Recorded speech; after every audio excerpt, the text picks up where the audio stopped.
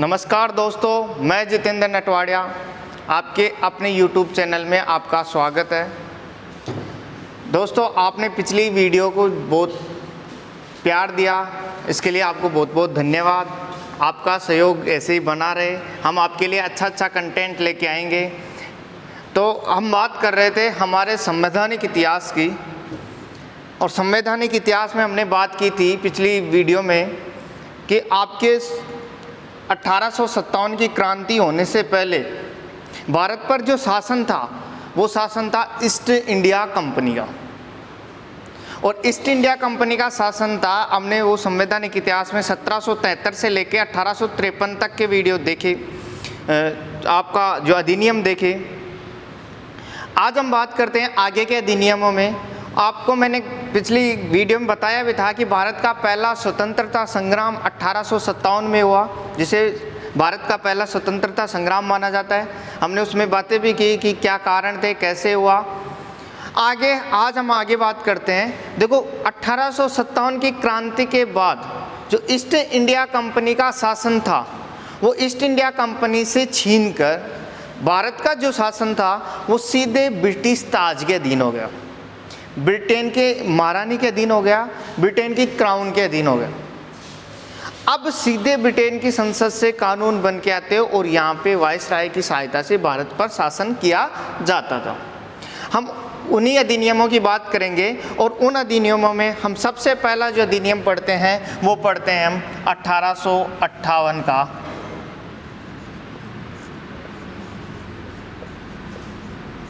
भारत शासन अधिनियम।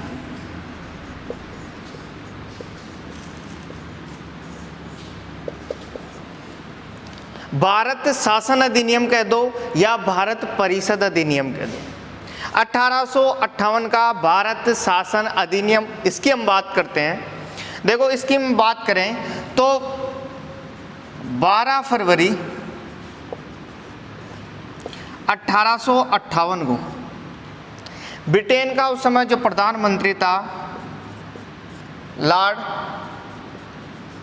पामस्टन, इस लॉर्ड पामस्टन की सरकार थी। इस सरकार द्वारा प्रयास किया गया भारत में जो शासन व्यवस्था थी उसको सुधारने का प्रयास किया गया, क्योंकि ईस्ट इंडिया कंपनी का विरोध हो रहा था। उस वजह से अंग्रेजों का विरोध हो रहा था, बहुत मुश्किल से इस विरोध को थामा गया था। क्रांति अगर एक साथ भड़कती तो हम 90 साल पहले आज़ाद हो जाते, 1857 में हम आज़ाद हो जाते। लेकिन जब अंग्रेजों ने इस पर काबू पा लिया तो उस भारत में इस विरोध को दबाने के लिए भारतीयों के लिए अच्छा प्रयास करने की कोशिश की गई। इसे भारत के लिए अच्छा बताने वाला कानून भी कहा जाता है कि भारत के लिए अच्छा था ये कानून। तो सबसे पहले 12 फरवरी 1858 को लॉर्ड पामस्टन ने यह प्रयास किया, पामस्टन ने, लेकिन किन्हीं कारणों से इन्होंने इस्तीफा दे दिया। इन्होंने क्या दे दिया? इस्तीफा दे दिया। अब इन्होंने इस्तीफा दे दिया, इनकी जगह प्रधानमंत्री बन गए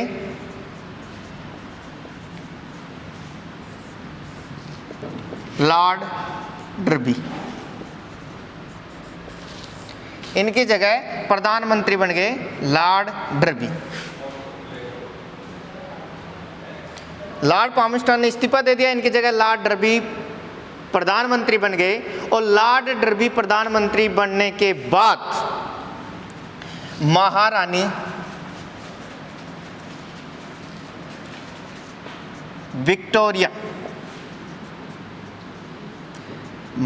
विक्टोरिया से अनुमति लेकर 2 अगस्त 1858 को 2 अगस्त 1858 को ये विधेयक पारित किया गया। आया नहीं, पारित किया गया। किसकी अनुमति से? महारानी विक्टोरिया की अनुमति से। अब ये भारत आएगा, तो ये भारत आया तो ये 1 नवंबर 1858 को इस विधेयक को इलाहाबाद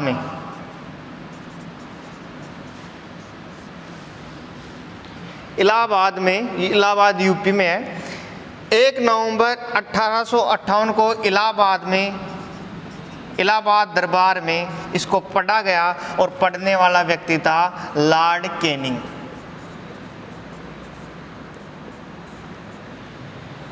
पढ़ने वाला कौन था? Lord Canning. एग्जाम में क्वेश्चन पूछा जाता है कि 1858 के भारत शासन अधिनियम को कहाँ पे पढ़ा गया? इलाहाबाद दरबार में। कब पढ़ा गया? 1 नवंबर 1858 को। किसने पढ़ा या किसने घोषणा की इसकी? लॉर्ड कैनिंग ने। 1858 का जो भारत शासन अधिनियम है, इसका प्रयास 12 फरवरी 1858 को पामस्टन ने किया था, लेकिन उन्होंने इस्तीफा दे दिया, तो उनकी जगह प्रधानमंत्री बन गए लॉर्ड डर्बी। और डर्बी प्रधानमंत्री के बनने के बाद विक्टोरिया की अनुमति से ये 2 अगस्त 1858 को पारित भी हुआ, वहाँ विधेयक पारित हुआ और भारत में पढ़ा गया 1 नवंबर 1858 को इलाहाबाद दरबार में पढ़ने वाला कौन था? Lord Canning. अब ये बात हो गई, विधेयक आ गया या अधिनियम आ गया। अब बात करते हैं अधिनियम में क्या क्या था। तो अधिनियम में क्या क्या था, हम इसकी बात करते हैं कि 1858 के इस अधिनियम में क्या क्या प्रयास किए गए, क्यों इसे भारत के लिए अच्छा बताने वाला कानून कहा जाता है। इसकी मैं बात करूं क्यों इसे अच्छा बताने वाला कानून कहा जाता है, तो इसमें देखो क्या क्या किया। भारत के गवर्नर जनरल को, भारत के गवर्नर जनरल का नाम बदल के कर दिया गया वायसराय।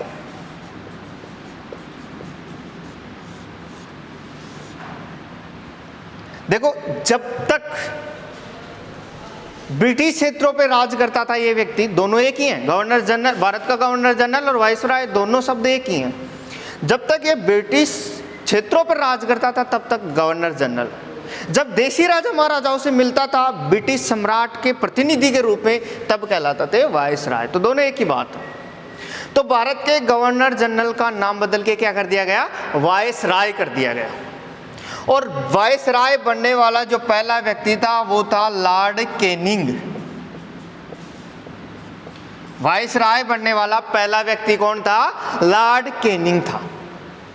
अंतिम गवर्नर जनरल भारत का भी लॉर्ड कैनिंग था और पहला वायसराय भी कौन था? लॉर्ड कैनिंग था। ये कैनिंग जिसने इलाहाबाद दरबार में पढ़ा, अंतिम गवर्नर जनरल भी यही था और पहला वायसराय भी यही था। आगे इसी में हम बात करें लॉर्ड कैनिंग, इसी में 1858 के भारत शासन अधिनियम में क्यों इसे अच्छा बताने वाला कानून कहा जाता है। इसके तहत क्या किया गया? ईस्ट इंडिया कंपनी का शासन किसके अधीन कर दिया? ब्रिटिश ताज के अधीन कर दिया गया। यानी अब भारत पे शासन किसका था? ब्रिटिश ताज का था, ब्रिटिश क्राउन का था, महारानी का था, सीधे महारानी के अंडर में कर दिया गया। जो 2 मंडल थे हमारे, निदेशक मंडल तथा नियंत्रक मंडल। निदेशक मंडल तथा नियंत्रक मंडल दोनों को समाप्त कर दिया। निदेशक मंडल जो 1773 में बना था, नियंत्रक मंडल जो 1784 में बना था, दोनों को समाप्त कर दिया।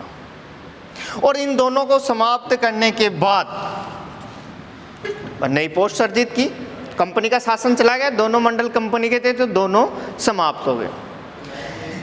भारत सचिव या भारत मंत्री, भारत सचिव या भारत मंत्री नामक नया पद सर्जित किया गया। नया पद सर्जित किया गया और नया पद सर्जित किया गया तो पहला भारत सचिव कौन था? तो पहला भारत सचिव चार्ल्स वुड था। पहला भारत सचिव किसे बनाया गया? पहला भारत सचिव चार्ल्स वुड को बनाया गया था। और इस भारत सचिव, ये भारत सचिव भारत में नहीं रहता था, ये भारत सचिव लंदन में ही रहता था, वहीं से कंट्रोल करता था। भारत सचिव इस वायसराय के ऊपर था। ये वहाँ से अधिनियमों की, ब्रिटेन की संसद से अधिनियम बनते, वहाँ से ये ऑर्डर देता भारत सचिव और इसका पालन करता था वायसराय। कौन करता था? वायसराय। ये लंदन ही रहता था। और पहला भारत सचिव बनाया गया था चार्ल्स वुड को। और इस भारत सचिव की जो सहायता करती थी वो सहायता करने के लिए एक परिषद बनाई गई जिसका नाम रखा गया भारत परिषद। और इस भारत परिषद में सदस्यों की संख्या रखी 15। सदस्य कितने? 15। और इन 15 में से भी 8 सदस्य होते थे ब्रिटेन की संसद के,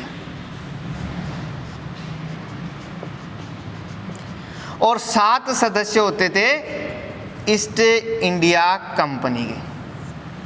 8 ब्रिटेन की संसद के और 7 ईस्ट इंडिया कंपनी के। कितने सदस्यों की? 15 सदस्यों की। किसकी सहायता करती थी? भारत सचिव। और भारत सचिव किसको देता था ऑर्डर? वायसराय। ये वहां से ऑर्डर पास करता और उस कानून को लागू करने का काम होता था वायसराय का। और पहला वायसराय कौन था? Lord Canning. पहला भारत सचिव कौन था? Charles Wood. और इनकी सहायता के लिए सदस्य, कितने सदस्य की थी? 15 सदस्यों। कितने सदस्यों की? 15 सदस्यों की भारत परिषद का गठन किया गया था। अब इसमें अलग क्या था? देखो यहाँ पे जो ये 15 सदस्यों की भारत परिषद थी, इसको ये भारत सचिव नहीं हटा सकता था। इसको हटाने के लिए ब्रिटेन की संसद ही हटा सकती थी। दूसरी बात, इन भारत सचिव में 15 जो सदस्य थे भारत सचिव में, इन 15 सदस्यों में से 9 सदस्य कम से कम भारत में 10 साल रहे हो, या तो 10 साल अब रह रहे हो, 10 साल रहते हुए हो गए हो, या भारत को छोड़ के गए हुए 10 साल नहीं हुए हो। उन्हीं लोगों को बनाया जाता था। और भारत सचिव और इस परिषद को जो वेतन दिया जाता था वो भारतीय राजस्व से दिया जाता था। कहाँ से दिया जाता था? भारतीय राजस्व से दिया जाता था। तो इसलिए ये कुछ भारतीयों के लिए प्रयास किया 1858 में, क्योंकि क्रांति हो गई, क्रांति भड़क गई। उसके बाद में लोगों का विरोध हो गया अंग्रेजों के विरुद्ध, लोग नफरत करने लगे अंग्रेजों के। तो इसलिए इसको थोड़ा सा अंग्रेजों ने सोचा कि थोड़ा अलग करते हैं। इन्होंने कहा ईस्ट इंडिया कंपनी से हमने शासन छीन लिया, अब शासन हम चलाएंगे। तो भारतीयों को लगा चलो अपने ऊपर दुर्व्यवहार तो ईस्ट इंडिया कंपनी करती थी, अब ये नहीं कि अंग्रेज राज कर रहे थे पहले भी अभी भी। थोड़े भारतीय भोले प्रवृत्ति के आदमी थे, इसलिए उन्होंने सोचा चलो अब वहाँ से राज होगा अपने ऊपर, अपने लिए कुछ अच्छा काम करेंगे। ये आपका 1858 का भारत शासन अधिनियम।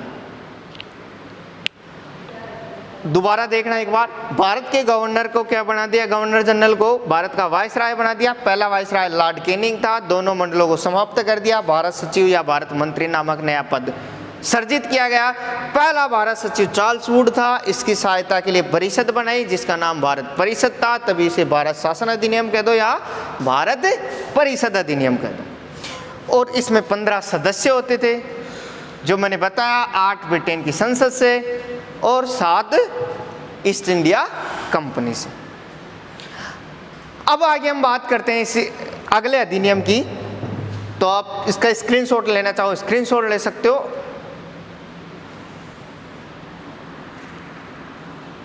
हाँ, तो अब हम बात करते हैं अगला अधिनियम। अगर अगला अधिनियम आपके आया, जल्दी ही लाया गया अगला अधिनियम, क्योंकि पूरी बातें इसमें बदलाव नहीं हो सका, इसलिए बदलाव नहीं हो सका तो जल्दी से अगला अधिनियम लेके आए। और अगला अधिनियम आता है आपको 1861 का भारत शासन अधिनियम। अब जो भी नाम है वो भारत शासन अधिनियम के नाम से, 1861 का भारत शासन अधिनियम या भारत परिषद अधिनियम। इसमें क्या हुआ वो देखो, 1861 में कुछ अलग से प्रावधान करने पड़े, भारतीयों को खुश करने की कुछ कोशिश की गई। यहां पे हम बात करें तो लॉर्ड कैनिंग द्वारा एक प्रणाली स्टार्ट की गई थी, बहुत इंपॉर्टेंट है। IAS 2002 में इसमें से क्वेश्चन भी आया था कि विभागीय प्रणाली की शुरुआत किसने की। तो लॉर्ड कैनिंग द्वारा एक प्रणाली स्टार्ट की गई जिसका नाम था विभागीय प्रणाली। विभागीय प्रणाली भी कह सकते हैं उसे मंत्रिमंडलीय प्रणाली भी कहते हैं।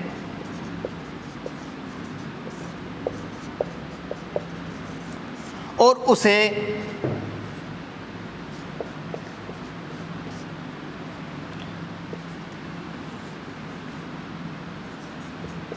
पोर्टफोलियो सिस्टम भी कहा जाता है। लॉर्ड कैनिंग ने क्या किया कि कार्यों का बंटवारा कर दिया। जैसे आज मंत्रियों में विभाग बांटे जाते हैं, अलग अलग व्यक्तियों को अलग अलग मंत्रालय का नेतृत्व करने को दिया जाता है, वैसे ही लॉर्ड कैनिंग ने एक प्रणाली स्टार्ट की, अलग अलग डिपार्टमेंट बांटे, यानी विभागीय प्रणाली। और उसी विभागीय प्रणाली को हम मंत्रिमंडलीय प्रणाली भी कह सकते हैं या पोर्टफोलियो सिस्टम भी कहा जाता है। आपसे अलग अलग नाम से भी पूछा जा सकता है विभागीय प्रणाली की शुरुआत किसने की? लॉर्ड कैनिंग ने। पूछा जा सकता है मंत्रिमंडलीय प्रणाली की शुरुआत किसने की? लॉर्ड कैनिंग ने। पोर्टफोलियो सिस्टम किसने स्टार्ट किया? लॉर्ड कैनिंग ने। इसी 1861 के भारत शासन अधिनियम की मैं बात करूं तो विधान परिषदों की स्थापना की गई थी। विधान परिषदों की स्थापना का प्रावधान रखा गया।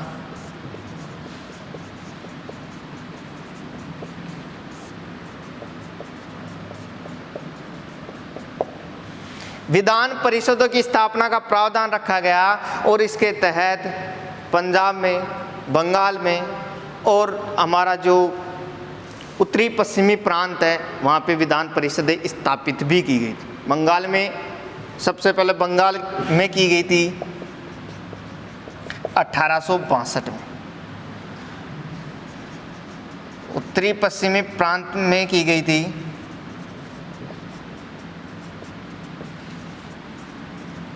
1866 में और पंजाब में की गई थी 1897 में। विधान परिषदों की स्थापना का प्रावधान भी रखा गया था। कौन से एक्ट में? 1861 के भारत शासन अधिनियम। और क्या किया गया?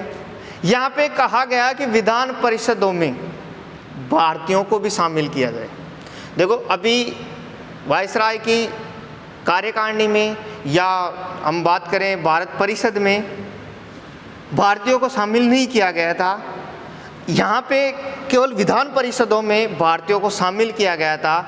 और विधान परिषदों में शामिल होने वाले 1862 में विधान परिषदों में मनोनीत हुए थे व्यक्ति, मनोनीत होने वाले जो व्यक्ति थे भारतीय, वो थे आपके 3। कितने जने थे? 3 कौन कौन थे? एक था आपका पटियाला का राजा, एक तो कौन था? पटियाला का राजा। पटियाला तो नाम सुना ही होगा पंजाब में, और वैसे पटियाला तो फेमस है। लड़कों के लिए पटियाला पैग और लड़कियों के लिए पटियाला सूट, तो वैसे पटियाला तो फेमस है। तो एक तो पटियाला के राजा को किया गया था, एक बनारस के राजा को,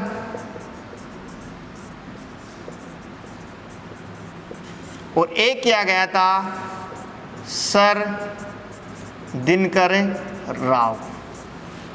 इन 3 व्यक्तियों को विधान परिषद में क्या किया गया? मनोनीत किया गया। कब? 1862 में।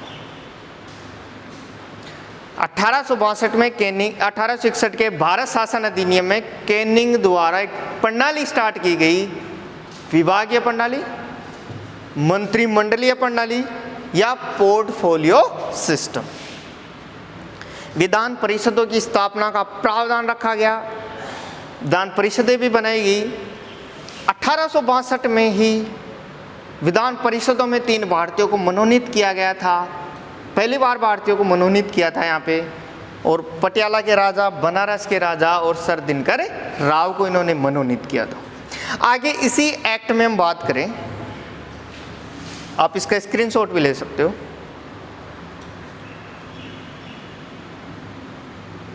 आगे देखो इसी एक्ट में एक और बात करें,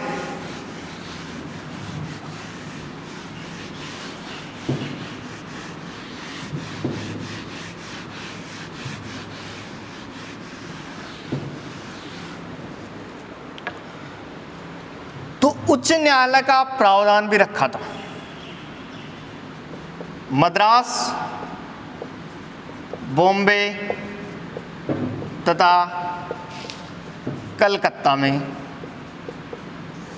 देखो पहले उच्चतम न्यायालय था, अब उच्च न्यायालय की। मद्रास, बॉम्बे तथा कलकत्ता में उच्च न्यायालय का प्रावधान रखा गया। वो उच्चतम न्यायालय था जिसका नाम अपेक्स कोर्ट था, अब उच्च न्यायालय का प्रावधान रखा गया, क्योंकि पूरे देश के मामले एक कोर्ट में सुनना मुमकिन नहीं था, कार्यभार ज़्यादा बढ़ चुका था, पूरे भारत पे इनका शासन हो चुका था, इसलिए तीनों प्रेसिडेंटियाँ थी इनकी, वहाँ पे एक एक उच्च न्यायालय और खोला गया। फिर तो 1866 में इलाहाबाद में भी चौथा उच्च न्यायालय खोला गया था। सबसे पहले मद्रास, बॉम्बे और कलकत्ता में उच्च न्यायालय की स्थापना की गई थी। कौन से एक्ट में? 1861 के भारत शासन अधिनियम। यानी कि भारतीयों को खुश करने के लिए, कुछ उनको लिए अच्छा लाने के लिए ये अधिनियम लिया गया था। 1858 में जल्दी अधिनियम आ गया था क्रांति के जस्ट बाद में, इसलिए ये थोड़ा सोच समझ के लाया गया था। तो 1861 में भारत शासन अधिनियम। फिर इससे आगे हम बात करें तो इससे आगे एक अधिनियम और आता है छोटा सा, 1873 का अधिनियम। 1873 का अधिनियम, देखो क्या हुआ इसमें, इम्पोर्टेंट एक ही काम है। 1873 के अधिनियम में यह कहा गया कि ईस्ट इंडिया कंपनी, जो हमारी कंपनी थी east India company, east India company को कभी भी भंग किया जा सकता है। क्या किया जा सकता है? भंग किया जा सकता है। और ईस्ट इंडिया कंपनी को 1 जनवरी 1884 में भंग किया गया था। कब भंग किया गया था? 1 जनवरी 1884 में भंग किया गया था। गठन हुआ था 31 दिसंबर 1600 में, और इस कंपनी को भंग किया गया था, ईस्ट इंडिया कंपनी को, कब? 1 जनवरी 1884। कौन से एक्ट के तहत? 1873 के अधिनियम के तहत। फिर इससे आगे एक और अधिनियम आता है छोटा सा, 1876 का शाही उपाधि अधिनियम।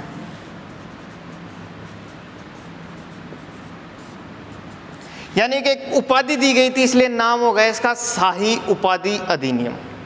इसमें क्या हुआ था कि 28 अप्रैल 1876 को जो ब्रिटेन की महारानी थी उसको भारत की साम्राज्ञी घोषित किया गया था।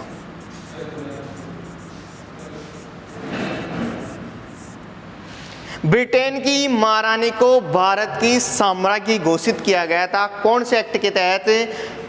1876 के शाही उपाधि अधिनियम के तहत। एक उपाधि दी गई थी, ब्रिटेन की महारानी तो थी, उसके साथ साथ में उसे भारत की साम्राज्ञी भी घोषित किया गया था। कब किया? 28 अप्रैल 1876। तो ये दो छोटे से अधिनियम हैं। 1873 का अधिनियम यानी कि ईस्ट इंडिया कंपनी को भंग किया गया। कब किया? 1 जनवरी 1884 में भंग किया।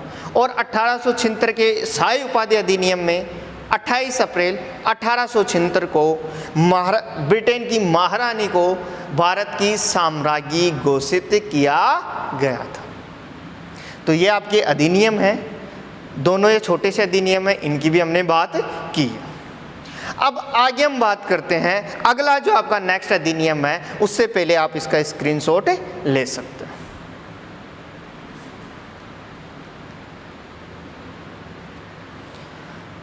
दोस्तों, अगर क्लास आपको अच्छी लग रही है तो आप इस क्लास को शेयर करें, लाइक करें, कमेंट करें।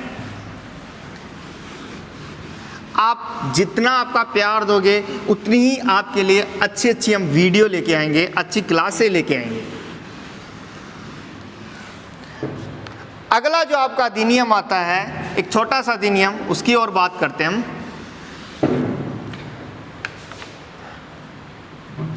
1892 का भारत शासन अधिनियम। देखो ये क्यों आया ये अधिनियम। इस अधिनियम को लाया इसलिए गया था, छोटी सी एक बात करते हैं। एक पार्टी गठित की गई थी बीच में, कांग्रेस, और इस कांग्रेस का गठन किया था ए.ओ. हुम ने। एक अंग्रेज अधिकारी था ए.ओ. हुम, इसने एक पार्टी बनाई कि हम क्या करते हैं, भारत की जो जनता हमारा विरोध प्रदर्शन करती है तो हम एक पार्टी बनाते हैं और उस पार्टी में ऐसे लोगों को शामिल किया जाएगा, उदारवादी नेताओं को हम शामिल करेंगे, जैसे गर्म व्यक्तित्व वालों को नहीं, उदारवादी नेताओं को हम शामिल करेंगे जो अपना पक्ष भारतीयों के सामने रखेंगे, तो अपना विरोध कम करेंगे वो, क्योंकि जो भी बात कहेंगे वो उनको कहेंगे, जिससे कि हमारे पास जनता का बात भी पहुंच जाएगी और हमारा विरोध भी नहीं होगा। तो ए.ओ. ने एक पार्टी गठित कर दी कांग्रेस, जिसका गठन हुआ था 28 दिसंबर 1885। और इस कांग्रेस में शामिल उदारवादी नेताओं की मांग पर ही हमारा यह अधिनियम आया था 1892 का भारत शासन अधिनियम। इन्होंने कुछ मांग रखी थी अंग्रेजों के सामने, उस मांग की पूर्ति के लिए अधिनियम लेके आए थे 1892 का भारत शासन अधिनियम। अब देखो इस अधिनियम में क्या हुआ, इस अधिनियम की बात करते हैं। इस अधिनियम में कुछ बातें इन उदारवादी नेताओं की मान ली गई थी, इसलिए इस अधिनियम को कहा जाता है उदारवादी नेताओं की पहली जीत के रूप में, यानी उदारवादियों की पहली जीत के रूप में इस अधिनियम को जाना जाता है कि उदारवादियों की जीत हो गई। कुछ बातें इनकी मान ली थी तो इसलिए कहा गया उदारवादियों की जीत। देखो क्या होता है इसमें 1892 के भारत शासन अधिनियम में।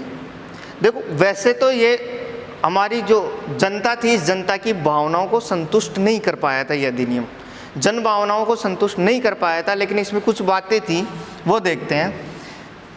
इस अधिनियम के तहत पहली बार अप्रत्यक्ष निर्वाचन प्रणाली शुरू की गई थी। यानी अप्रत्यक्ष निर्वाचन प्रणाली की शुरुआत कब हुई, 1892 के भारत शासन अधिनियम। यानी कि प्रत्यक्ष रूप से नहीं होता था, लेकिन अप्रत्यक्ष रूप से निर्वाचन होता था। प्रत्यक्ष रूप और अप्रत्यक्ष क्या होते हैं, देखो निर्वाचन के दो रूप होते हैं, एक तो प्रत्यक्ष और एक अप्रत्यक्ष। अगर किसी को चुनने में जनता सीधे तौर पे भाग ले, जनता वोटिंग करे, वो होता है प्रत्यक्ष निर्वाचन। और अप्रत्यक्ष होता है जहां जनता सीधे भाग ना लेकर जनता के द्वारा चुने हुए जनप्रतिनिधि अगर चुने, वो होता है अप्रत्यक्ष। जैसे आपके राष्ट्रपति होता है, राष्ट्रपति के चुनाव में भारत की जनता सीधे भाग नहीं लेती, जबकि हमारे जो लोकसभा सदस्य होते हैं, विधानसभा के सदस्य होते हैं, सरपंच होता है, इनमें जनता सीधे तौर पे भाग लेती है, यानी वो प्रत्यक्ष होते हैं। तो यहाँ पे 1892 के भारत शासन अधिनियम में अप्रत्यक्ष निर्वाचन प्रणाली शुरू की गई थी।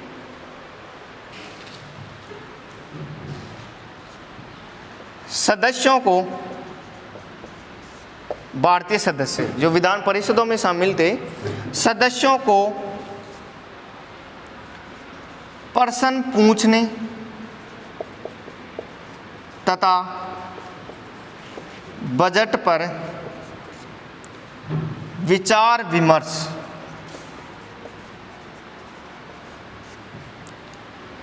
प्रश्न पूछने तथा बजट पर विचार विमर्श करने का अधिकार दिया गया। वो भी कैसा, सीमित मात्रा में। सीमित मात्रा में प्रश्न पूछ सकते हो आप। सदस्यों को प्रश्न पूछने तथा बजट पर विचार विमर्श का अधिकार दिया, अनुमति दी कि आप, ये जो उदारवादी नेता थे इन्होंने कहा कि आप हमारे को शामिल तो करते हो लेकिन बोलने नहीं देते।